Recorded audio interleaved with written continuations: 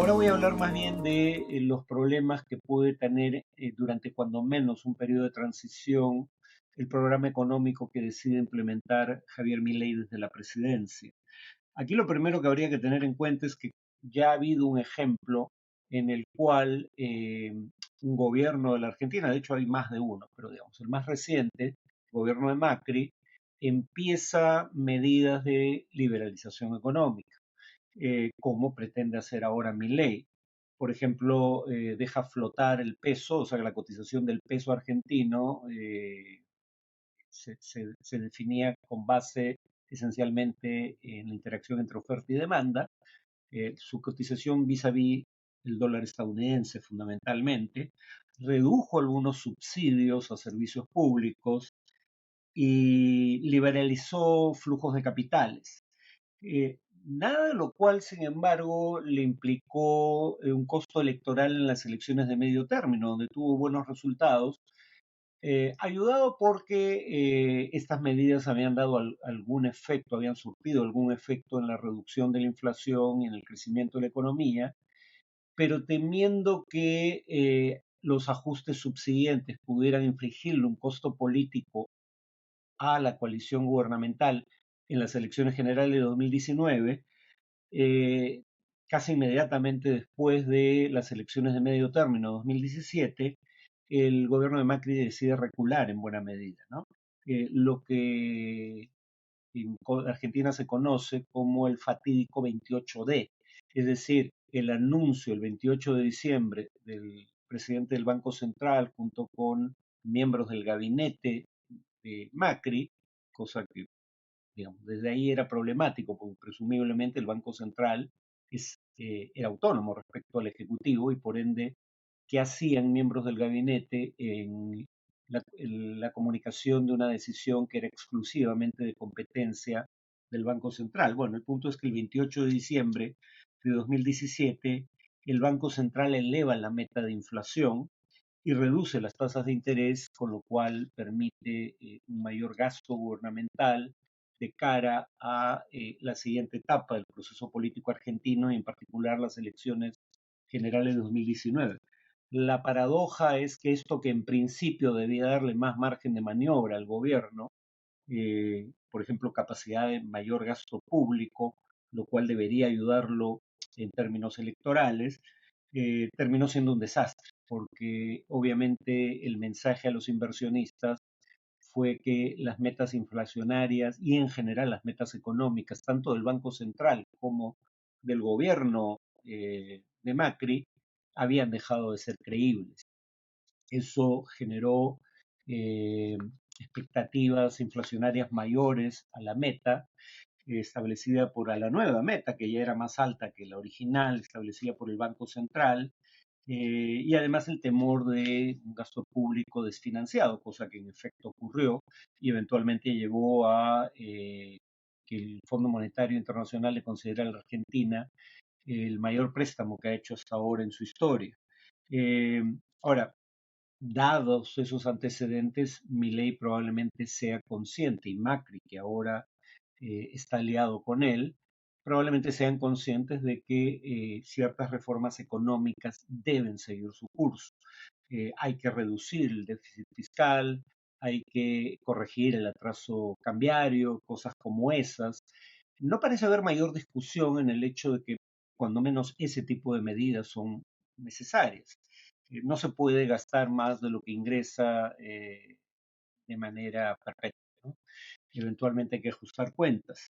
Eh, el problema con eso, sin embargo, es que Milei recibe el gobierno en circunstancias bastante peores que las que existían eh, después de las elecciones de medio término en la Argentina.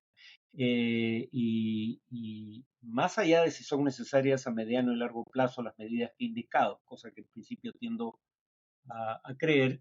El punto es que algunas medidas que podrían tener efectos positivos a mediano y largo plazo van a tener un costo político en el corto plazo y tal vez incluso en los próximos 2 años, más allá de los primeros 6 meses, que es el plazo que calculaba Milei, iba a ser un periodo duro para la sociedad argentina cuando empiecen las reformas, el 10 de diciembre. Por ejemplo, Milei dice que pretende, digamos, reducir a cero el déficit fiscal, es decir, eliminar el déficit fiscal. Y eso es difícil no solo con base en el cálculo oficial, que es un déficit fiscal que representa 5,8% del Producto Bruto Interno, sino que, por ejemplo, la revista The Economist alega que si se incluyen los pasivos del Banco Central, el déficit fiscal realmente está alrededor del 10% del PBI.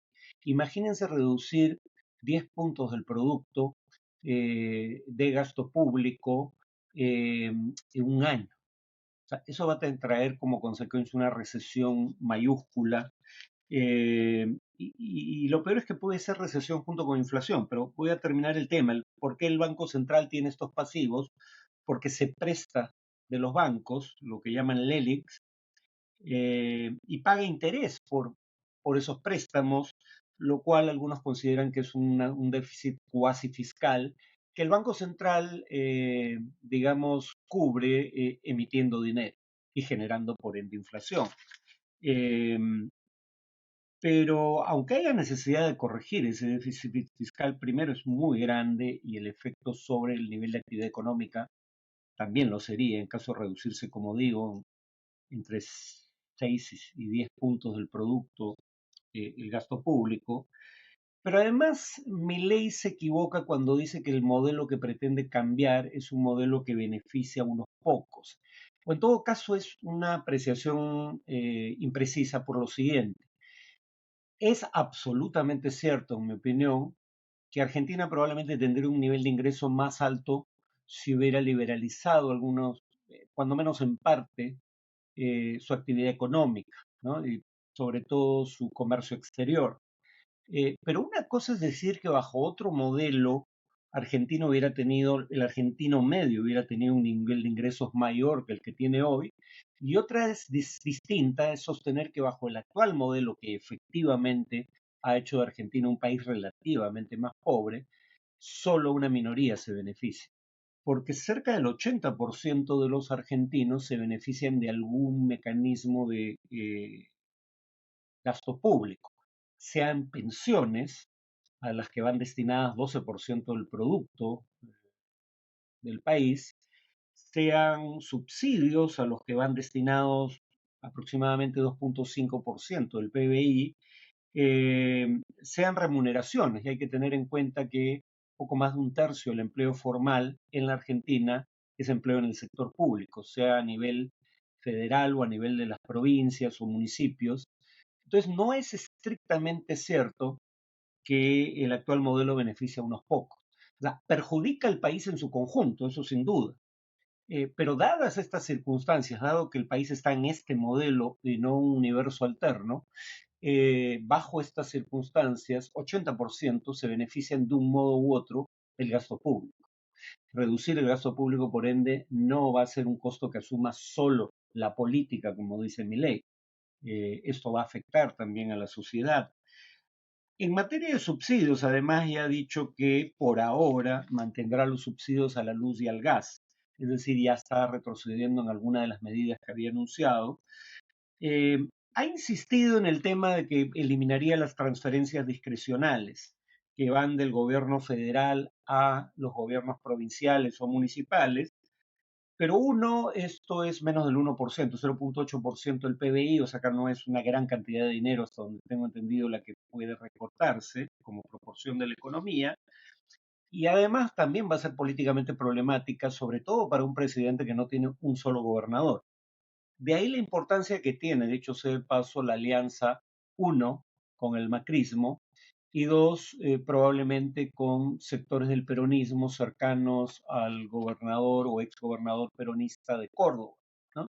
Eh, También ha dicho Milei que pretende recortar los aranceles a las importaciones y reducir el impuesto a las exportaciones, los llamados derechos de exportación, lo cual probablemente tenga sentido en términos económicos, pero en el corto plazo implica una reducción de los ingresos fiscales en 2,8% del PBI, si el corte fuera abrupto, por ejemplo. Entonces estás reduciendo ingresos fiscales mientras simultáneamente reduces gasto público. Claro, eso ayuda a resolver el tema del déficit, pero nuevamente, eh, digamos, la reducción de gasto público va a tener un costo social y la reducción de ingresos implica que el gobierno no va a tener con qué responder a demandas en caso de que éstas se le planteen y lo obliguen a retroceder, ¿no? Sobre la dolarización, la mayoría de economistas está de acuerdo en lo siguiente. Eh, si bien la dolarización puede ser vista en el mediano plazo como una solución al problema crónico de inflación que ha tenido la Argentina, y en ocasiones de hiperinflación, muchos economistas dirían que no es una solución subóptima.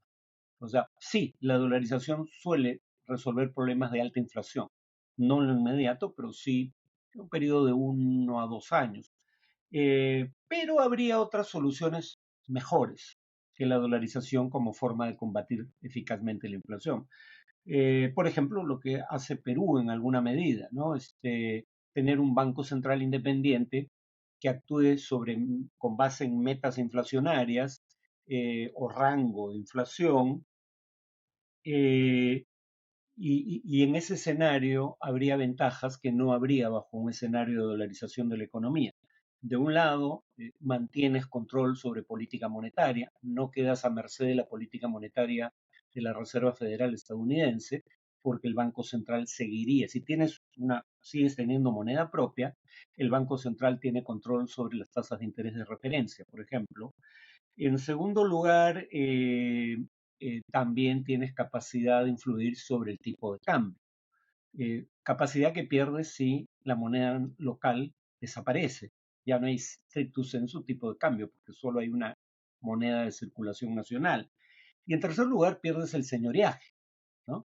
Es decir, el Banco Central, el costo de emitir dinero para el Banco Central es el costo de imprimir el papel de sus billetes. Pero, por otro lado, esos billetes tienen un poder adquisitivo real en la economía, ¿no? Entonces, todo eso se pierde, política monetaria, política cambiaria, señoreaje, si abandonas la moneda nacional.